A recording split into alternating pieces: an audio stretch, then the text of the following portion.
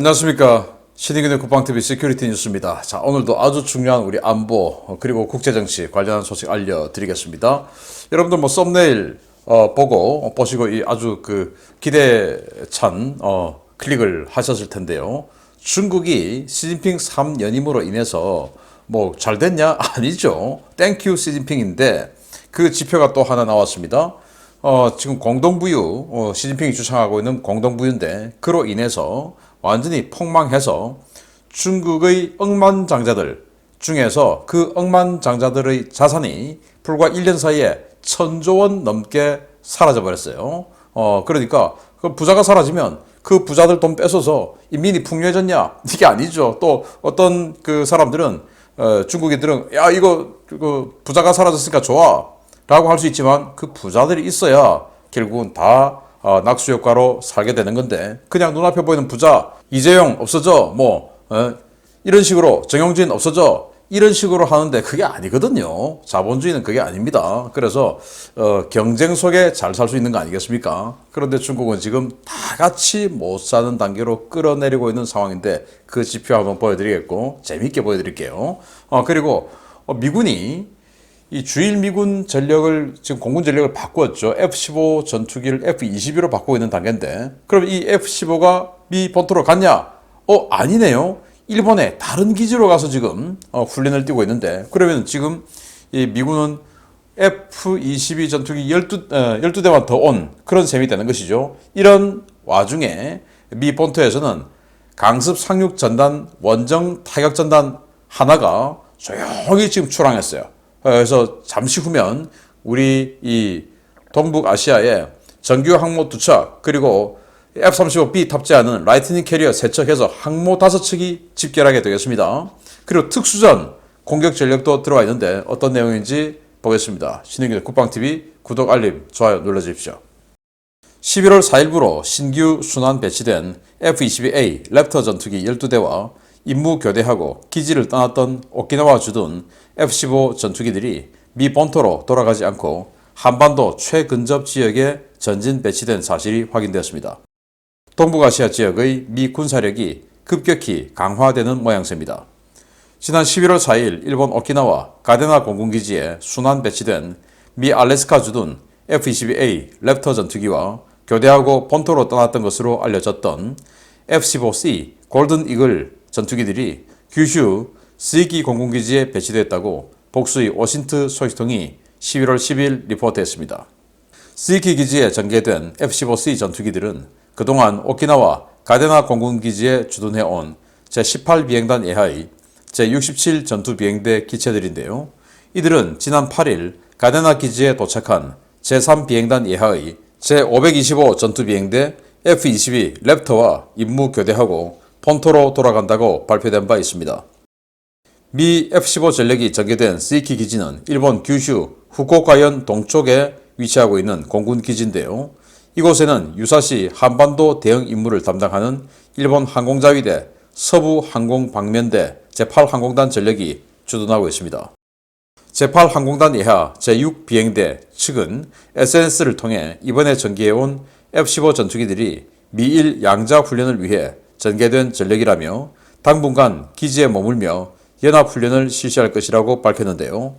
미 F-15 전투기들과 함께 연합훈련을 하는 제8항공단은 F-2A 전투기를 운용하는 제6비행대, F-15J 전투기를 운용하는 제304 비행대로 구성되어 있습니다. 이들 전력은 11월 10일부터 19일까지 실시되는 미일 연합훈련인 킨소드 훈련에 참가할 것으로 보이는데요. 이번에 F-15 전력이 이동 배치된 스이키 기지는 지난 5년간 미 공군 폭격기 전력의 한반도 지역 임무 전개 때 호위기를 보내온 전담기지로 이번 훈련 기간 중에도 북한 관련 훈련 시나리오를 소화할 것으로 예상됩니다. 미국은 최근 괌에 A-10C 전력으로 구성된 제23 작전단을 전진 배치하고 공중발사 디코이 대량 투발 훈련을 실시하는 등 대북 스트라이크 패키지 전력 배치와 훈련을 크게 강화하고 있는데요. 미국에 가 있어야 할 전투기들이 한반도 인근 배치 소식에 북한 지도부 당분간 밤잠 편하게 자기는 그런 것 같습니다. 자, F-15 개량을 거듭해가지고 완전히 그냥 우리 한국의 F-15K보다 훨씬 더 강력한 성능을 가지고 있는 골든 이글 버전이에요. 이걸 이제 너무나 아깝게도 퇴역한다 라고 주장하고는 12대를 본토로 돌려보낸다. 그리고 이제 퇴역한다 라고 했는데 본토 안 가고 여기 이 12대하고 교대해서 들어온 F-22는 지금 오키나와 가데나로 갔는데 여기는 한반도하고 가장 가까운 후쿠오카 바로 옆에 있는 시기 기지로 간 겁니다. 여기입니다. 그래서 일본에 여러 개의 미군 비행장이 있죠. 가장 북쪽 이 지역이죠. 혼슈 북단의 미자와 기지, 그리고 이 도쿄 근처의 요코타 기지, 또 아츠키 기지, 뭐 이런데 아츠키와 또 여기 히로시마 옆에 이와쿠니 기지 이런 데는 해군과 해병대가 쓰고 요코타와 미자와는 공군이 쓰죠. 그리고 오키나와의 가데나 기지 있죠. 뭐 이런 식으로 쓰는데 여기 후쿠오카 옆에다가 지금 F-15 전투기들이 들어갔다라는 거고요. 그리고는 이제 일본하고 합해서 킨소드 훈련을 하는데, 자 그러면 이 F-15 전력들은 제공기예요. 순수 제공기입니다. 폭격, 뭐 장거리 원정 타격 이런 거 안 하고 오직 공중전 특화된 전투기들인데, 나머지 여기 미자와 아츠키, 이와쿠니 이런 전투기들은 전부 멀티롤 타격 전문 자산들이에요. F-16, F-18 이런 전력들이고, 이 F-15는 오직 공중전을 위해서 만든 전투기죠. 그래서 여기에 이 F-15가 추가 배치됐다고 한 것은 공중전을 이제 따로 맡아주니까, 그러면 그동안 이 미자와나 아스키, 이와쿠니에 있던 이 멀티롤 전투기들이 자신들이 스트라이크 패키지를 해서 북한으로 때리러 들어갈 때 자신들이 스스로 호위 전력을 또 구성해야 되니까 호위 전력 기체를 빼내야 되죠. 그러면 타격 자산이 줄어들죠. 그런데 여기서 12대의 강력한 제공 전문 기체들이 왔으니까 이 12대가 제공을 맡아주면 미자와나 아스키, 이와쿠니에 있는 이 전투기들은 타격만 하면 되겠죠. 그러니까 타격 능력이 훨씬 올라갔다. 그래서 괌에 A-10C가 와서 그 A-10C들이 말드, 그러니까 제가 디펜스 브리핑에, 자 오늘자 디펜스 브리핑, 신흥균 군사TV죠. 그 디펜스 브리핑을 혹시 못 보신 분들은 이 동영상이 끝날 때 제가 링크를 해드릴 테니까 꼭 봐주세요. 어떤 내용인가 하면은 이 미군이 새로운 타격 자산을 추가했다라는 그런 내용인데, 지금 괌에 A-10들이 지금 본토에서 와 있어요. 그 A-10들을 가지고 북한의 방공망 레이더를 끄집어내는 그 미끼를 쏘는, 말드를 쏘는 그 임무를 지금 훈련을 하고 있는 거예요. 그러면은 기존에는 항공모함에서 출격하는 슈퍼호넷들이 그 임무를 해야 되는데, 그 슈퍼호넷들은 타격 임무를 하게 되죠. 그래서 타격 자산이 훨씬 더 늘어나는 거예요. 그런데 여기서도 지금 또 타격 자산을 늘리기 위해서 제공기체를 본토로 안 보내고 제공을 맡아주고 멀티롤 전투기들은 타격만 할 수 있게끔 만들어주는 거예요. 그러면은 이 본토에서 온 A-10 그리고 본토로 가지 않은 F-15 이런 것들 때문에 이 지상 타격할 수 있는 전투기 전력이 어마어마하게 늘어나는 겁니다. 거기다가 추가해서 지금 이 요코타 기지에 이게 왔는데요. AC-130J 고스트 라이더죠. 뭐 수송기하고 똑같이 생겼는데 수송기 아닙니다. 여기 지금 포가 보입니다. 포. 105mm 포, 30mm 기관포 이런 걸 하늘에서 뻥뻥 때리는데, 이게 와 있다라고 하는 것은 이번 훈련에 북한 지역에 들어가서 특수부대가 직접 들어가서 뭔가 특수작전을 하는 시나리오가 있다 이겁니다. 왜냐? 특수부대가 적진에 들어가서 그들이 고립되지 않고 적의 화력보다 우세하게 공중 화력을 때려주는 바로 그 특수작전 화력 지원기가 왔으니까 북한에 들어가서 뭔가 한다 시나리오가 이번 훈련에 들어있다 라는 것을 느낄 수가 있고, 이렇게 계속 전력이 증강되는데 여기에 또 점 하나를 세게 찍어버리네요. 보겠습니다. 올 연말 미국의 동북아시아 배치 군사력이 2017년 위기 이후 최대 규모로 증강될 것으로 보입니다. 현재 두 척의 라이트닝 캐리어가 배속된 제7함대에 또 한 척의 강습 상륙함 전단이 추가된다는 소식입니다. 미 해군이 서태평양 지역 안보 기여를 위해 와스프급 강습 상륙함 8번함인 마킨 아일랜드를 중심으로 편성된 원정 타격 전단을 소리 소문 없이 출항시켰다고 샌디에고 지역 매체들이 현지 시각 11월 10일 보도했습니다. 현지 시각으로 11월 9일 이루어진 이번 출항은 제13 해병 원정대 병력이 승선한 강습 상륙함 마킨 아일랜드, 샌안토니오급 도크형 상륙함인 존 P 무사와 앵커리지함 등 세척의 강습 상륙함이 화요일 밤부터 순차적으로 출항하는 형태로 이루어졌습니다. 이번 해외 전개에는 제122 해병 전투 공격 비행대 소속의 F-35B 전투기와 제362 중형 틸트로터 비행대 소속의 MV-21B 수송기 전력 등의 동행하고 있는데요. 이에 앞서 미 해군 연구소 뉴스 측은 지난 7월 마킨 아일랜드 전단이 F-35B 운용을 위한 시스템 통합 작업과 운용 전술 축달을 집중적으로 훈련했다고 전한 바 있습니다. 지난 여름 실시된 마킨 아일랜드 전단의 해외 전개전 종합훈련 컴투엑스에서는 F-35B와 MV-22 해병대의 최신형 상륙 돌격 장갑차인 ACV 등의 팀워크 훈련이 공개되기도 했는데요. 전통적인 원정 타격 전단 임무를 수행할 수 있는 입체 전력을 갖춘 마킨 아일랜드의 전개로 기존의 7함대 배치 상륙함인 아메리카와 트리폴리는 F-35B 전투기 탑재에 집중한 라이트닝 캐리어로서의 역할 수행에 더욱 집중할 수 있게 되었습니다. 미 해군은 최근 컴투엑스를 마치고 모항 샌디에고에서 해외 전개 출항을 준비 중인 니미츠 항모전단 역시 11월 하순에 서태평양에 보낼 예정임을 밝힌 바 있는데요. 정규 항모 2척과 항모급 강습 상륙함 3척이 배속되는 올겨울 7함대, 지난 2017년 북핵 위기 당시 수준의 전력을 갖추고 북한에 대한 군사적 압박을 더욱 강화할 것으로 보입니다. 마킨 아일랜드 함이 이렇게 샌디에고를 출항하는 모습이에요. 자, 그럼 마킨 아일랜드 여기는 와스프급 강습 상륙함 45,000톤짜리 강습 상륙함인데 이걸 이제 F-35B를 운용할 수 있도록 업그레이드를 다 마쳤습니다. 그리고 F-35B를 탑재하고 지금 오는 겁니다. 또 F-35B를 탑재할 수도 있고 헬기를 탑재할 수도 있고 그런데 이 F-35B 탑재 전문적인 이 용도로 쓰겠다라고 하는 의지를 볼 수 있는 사진이 또 있어요. 이 마킬 아일랜드 이 강습 상륙함 45,000톤짜리 이거하고 전단을 구성한 앵커리지함이 있습니다. 이 앵커리지함 후방의 헬기 데크를 보니까 보시다시피 UH-1Y 그리고 바이퍼 공격 헬기 이런 것들이 잔뜩 있어요. 그리고 견학구 안에도 지금 보이죠. 그래서 이런 것들 보면 마킨 아일랜드에 들어가 탑재되어 있어야 할 이런 공격 전력들이 헬기 공격 전력들이 전부 지금 앵커리지나 이런 샌안토니오급 강습 상륙함으로 이동했어요. 그 말은 마킨 아일랜드는 F-35에 집중한다 라는 구성을 느낄 수가 있고 여기에 지금 13 해병 원정대 한 2,000명 되는 해병대죠. 그 해병 원정대를 탑승시켜서 적진에 상륙도 하고 그리고 상륙할 수 있는 이런 자산들 그리고 상륙작전 할 때 타격할 수 있는 완전히 제공을 할 수 있는 이런 F-35까지 다 풀세트로 갖추어서 거의 뭐 항모 전단에 준하는 구성을 가지고 출항했다. 자, 그러면은 앞으로 이 서태평양 지역의 항모는 어떻게 되냐?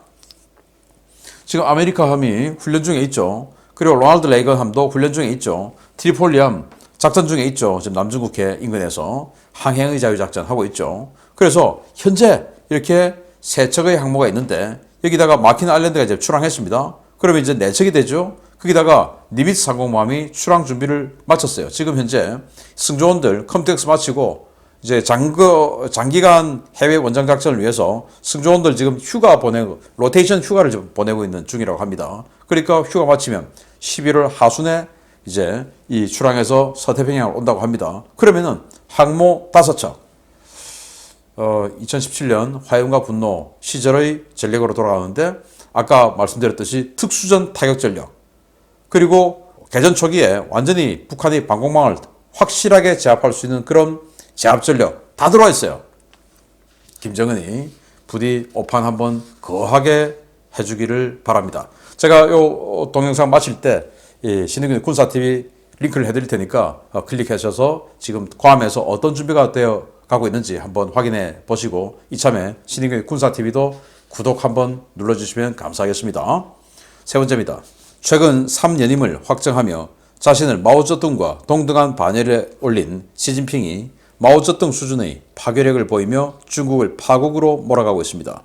마오쩌둥이 대약진 운동과 문화 대혁명을 통해 중국을 파괴했던 것처럼 시진핑도 이에 질세라 공동부유와 중국 특색 사회주의로 풍요했던 중국을 박살내고 있습니다. 중국 당국의 경제정책과 제로 코로나 정책이 중국 경제 전반에 직격탄을 날리고 있으며 이로 인해 중국 100대 부호들의 자산이 지난 1년 사이 39% 증발했다고 미 경제지 퍼브스가 현재 시각 11월 10일 보도했습니다. 퍼브스는 지난해 중국 100대 부호들의 총 자산은 1조 4,800억 달러, 한화 약 1,989조 원에 달하는 엄청난 수준이었지만 올해는 39%, 5,729억 달러가 감소한 9,071억 달러, 한화 약 1,219조 원 규모로 격감했다고 밝혔습니다. 포브스는 이번 자산 감소가 중국 부호들의 재산 수준을 집계하기 시작한 지난 20년 이래 최대 규모 감소라며 이러한 현상의 배경에는 시진핑 정권의 공동부유 정책과 제로 코로나 통제가 결정적인 영향으로 작용했다고 밝히면서 시진핑 3연임으로 이러한 현상은 더욱 가속화될 것이라고 내다봤습니다. 포브스는 지난 1년은 최근 수십 년 동안 중국에서 가장 어려운 한 해였으며 상위 100위에서 전반적으로 드러난 부의 파괴는 어느 뭐로보나 매우 컸다라며 단 1년 만에 5,729억 달러, 한화 769조 원이 증발한 것에 대한 놀라움을 드러냈습니다. 중국 부호들의 자산 감소와 부호 그 자체가 사라지는 현상은 극심한 언론 통제 상황에 있는 중국 내부 매체에서도 보고되고 있는데요. 중국판 포브스를 자처하는 후른 리포트 역시 11월 10일 발표한 자료에서 지난해 대비 억만장자 숫자가 11% 줄어들었다고 밝혔습니다. 후른 리포트가 매년 집계하는 중국 억만장자 리스트의 최신판에 따르면 올해 중국의 10억 달러 이상 자산 보유 억만장자 숫자는 1,305명으로 지난해보다 11% 감소했는데요. 이 1,305명의 총 자산 규모는 3조 5천억 달러, 한화 4,700조 원 규모로 지난해 대비 18%가 줄어들었습니다.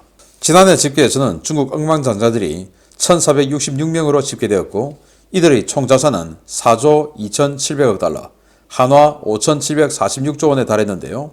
올해 집계에서는 무려 161명의 억만장자가 사라졌고 총 자산은 7,700억 달러, 한화 1,036조 원이 증발한 것으로 나타났습니다. 이러한 현상은 지난해부터 심화된 중국 경제 전반의 공산화와 이에 따른 해외 자본의 유출, 경기 침체와 부동산 거품의 붕괴 등이 직접적인 원인으로 꼽히고 있는데요.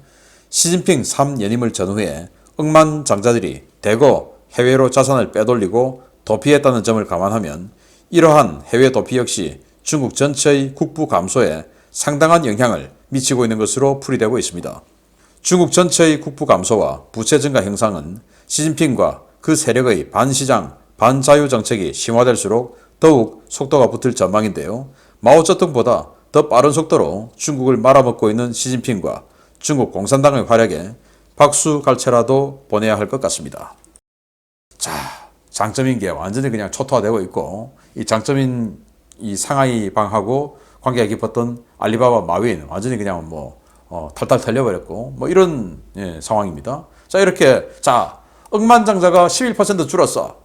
야, 그러면 억만장자가 줄었으니까 잘 됐어 라고 하는 게 잘 된 겁니까? 내가 억만장자 아닌 사람을 억만장자로 만들어주는 게 좋은 겁니까? 억만장자를 끄집어내려서 나하고 똑같이 못 살게 만드는 것이 좋은 겁니까? 기가 차는 것이죠.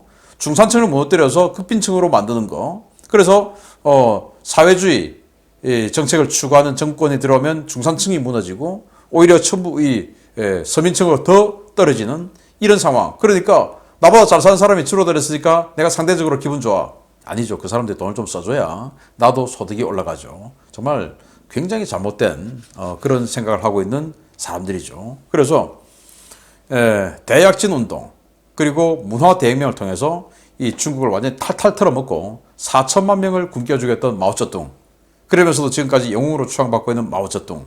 그런데 이 공동부유, 중국 특색 사회주의라는 것을 주창하면서 지금 아주 잘 살게 되고 있는 이 중국을 이 시대로 그냥 탈탈 털어가서 이 시대로 돌아가고자 하는 이 시진핑, 누가 더 빨리 말아먹냐?